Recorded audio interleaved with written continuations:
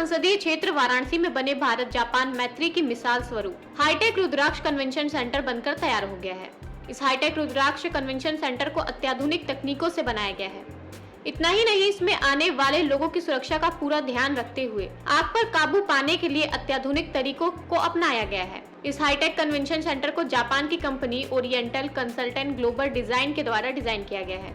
इस कन्वेंशन का निर्माण जापान की ही फुजिता कॉर्पोरेशन कंपनी के द्वारा किया गया है। वाराणसी के मुख्य अग्निशमन अधिकारी अनिमेश सिंह से मिली जानकारी के अनुसार बिल्डिंग में यदि किसी कारण से आग लग जाती है तो उसमें फंसे लोगों को सुरक्षित बाहर निकालने के लिए कई हाईटेक इंटरनेशनल फायर स्टैंडर्ड का इस्तेमाल किया गया है। बिल्डिंग में आग को रोकने के लिए इसे कई कंपार्टमेंट में बांटा गया है। बिल्डिंग में 450 स्क्वायर फीट पर एक स्मोक डिटेक्टर है। जिस कंपार्टमेंट में आग लगता है वहां खुद ही वाटर कर्टेन बन जाएगा। रुद्राक्ष में 12 वाटर कर्टेन है जो आग को वहीं रोक देगा और लोगों को सुरक्षित निकलने का समय मिल जाएगा। वहीं आग का पता चलते ही हॉल के दरवाजे खुद ही खुल जाएंगे।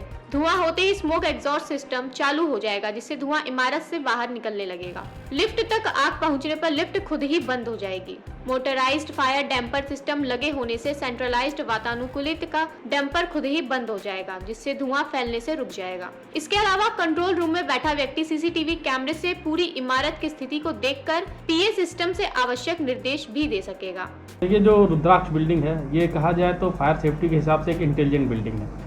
ये सबसे पहले अगर कहीं आग लगती है तो उसको डिटेक्ट करेगा, फिर उसको अपने ऑटोमेटिक सिस्टम से सप्रेस करेगा और लोगों को इवैक्यूएट करने में निकालने में सहयोग करेगा। तो सबसे पहले इसमें ये है कि इसमें डिटेक्टर्स लगे हुए, हीट डिटेक्टर और आपके स्मोक डिटेक्टर, जो कि एक एनालॉग एड्रेसेबल पैनल से जुड़े हुए हैं, जिसमें कहीं भी अगर आग लगती है तो ये डिटेक्टर तुरंत दोनों डिटेक्टर एक साथ इसको मॉनिटर करेंगे। मॉनिटर करने पर इन्हें एक सिग्नल देंगे जो एड्रेसेबल जो पैनल है उसमें आएगा। वो पैनल जो फायर फाइटिंग सिस्टम है उसको एक्टिवेट करेगा उस एरिया में, जैसे स्प्रिंकलर है वो चल जाएगा, स्प्रे सिस्टम है। इसके अलावा इस बिल्डिंग को हर फ्लोर को 12 भागों में बांटा गया है जिसके ऊपर वाटर कर्टन लगे हुए हैं। तो जिस भी एरिया में आग लगेगी जहाँ से उस सिग्नल दिया उस एरिया के 2 कर्टन चल जाएंगे, पानी के पूरे कर्टन पर्दा जैसा बन जाएगा ताकि वो आग जो है उसी में रह जाए, उसी एरिया में रह जाएगी, बाकी जगह नहीं फैलेगी। दूसरा काम ये होगा कि उसी जो अलार्म पैनल होगा वो एक और सिस्टम एक्टिवेट करेगा जिससे क्या होगा कि जो पूरा एसी सिस्टम है, एसी सिस्टम से जो पूरा सर्कुलेट होती है एयर, उसमें फायर डैम्पर्स होते हैं, वो तुरंत बंद हो जाएंगे अंदर से, जो डक्ट होते हैं एसी डक्ट, जिससे जो धुआं है वो दूसरे भागों में नहीं फैलेगा। जैसे कि उपहार सिनेमा में हुआ था कि धुआं पूरे बिल्डिंग में फैल गया था, यानी उसी जगह रुक जाएगा। और इसके साथ ही तीसरे ऊपर में हाई कैपेसिटी ब्लोअर्स लगे हुए हैं, उनको भी ये स्टार्ट कर देगा ताकि जो उस एरिया में भी धुआं है वो उसको बाहर की तरफ निकाल दे। इसके अलावा ये जो सिग्नल आएगा इससे एक और चीज़ होगी कि जो एग्जिट रूट होंगे जो कि बायोमेट्रिक या इंटेलिजेंस सिस्टम से लगे होंगे वो भी खुल जाएंगे, ओपन हो जाएंगे। यानी वो अगर लाइट जाने पे ऐसा नहीं होगा कि वो बंद हो जाएंगे, वो तुरंत जैसे ये सिग्नल देगा फायर लगी है वो खुल जाएंगे ताकि आदमी सरपट भाग सके। इसके अलावा पब्लिक एड्रेस सिस्टम पे आदमी बैठा होगा, उसके पास भी सिग्नल जाएगी, आग लग गई, वो लोगों को सचेत करेगा और कैसे बाहर निकलना है वो देगा। एग्जिट साइनेज लगे हुए हैं, वो तुरंत लोग को गाइड करेंगे कि हमको कैसे बाहर की तरफ आना है। तीसरा चीज़ ये है कि सारे जो फायर सिस्टम है वो ऑटोमेटिकली है, पंप अपने आप, ये जो सिग्नल होगा वो पंप में भी जाएगा, पंप भी अपने आप चल जाएगा और पूरा फायर फाइटिंग ये करने लगेगा। और जैसे ही फायर फाइटिंग जो कमांड जो कंट्रोल रूम बनेगा, जैसे लगता है कि फायर फाइटिंग हो गई है और रुक गया है, सीसीटीवी से नज़र रखा जाएगा। और जैसे लगता है कि फायर फाइटिंग हो गई है और फायर ब्रिगेड की टीम आ गई है, आग बुझ गई है, तो उसके बाद ये सिस्टम को ऑफ किया जाएगा, तुरंत ये बंद हो जाएगा, जैसे पहले की स्थिति है वैसी बहाल हो जाएगी। तो एक तरह से ये कहा जाए कि ये सिस्टम पूरा अपने में कंप्लीट है, from the time of detection to time of extinguishment तक ये पूरा ऑटोमेटिक सिस्टम काम करेगा। नहीं, बनारस में कहीं नहीं है, पूर्वांचल की पहली बिल्डिंग है। दिल्ली में राजीव गांधी अक्षय ऊर्जा भवन और कुछ ऐसे भवन हैं जिनमें ये शुरू किया गया है।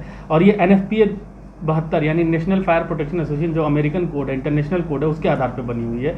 जो यहाँ पे पहली बिल्डिंग है, जो कि पूर्वांचल में पहली बिल्डिंग है जो NFPA कोड पे बनी है। ऐसी बिल्डिंग रिलायंस जामनगर रिफाइनरी और ऐसे बड़ी जगह जहाँ पे इंटरनेशनल कोड का इस्तेमाल किया गया है। तो यहाँ भी पहली बार, क्योंकि भारत और जापान मैत्री उससे बनी है, तो ये इंटरनेशनल कोड्स का इस्तेमाल किया गया है। आप एकदम कहते हैं जैसे हमें आग लगती है तो हमें 1 मिनट में यहाँ से निकलना होता है, लेकिन अगर आप बनारस का ट्रैफिक देखेंगे तो अगर हम रुद्राक्ष तक पहुँचने का भी बात करें तो हमें कम से कम 5 मिनट लगेंगे।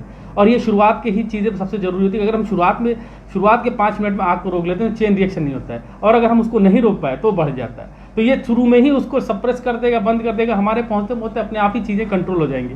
तो लाइफ लॉस और प्रॉपर्टी लॉस मिनिमम होगा। तो लाभकारी साबित है। हाँ, बहुत बहुत ज़्यादा है।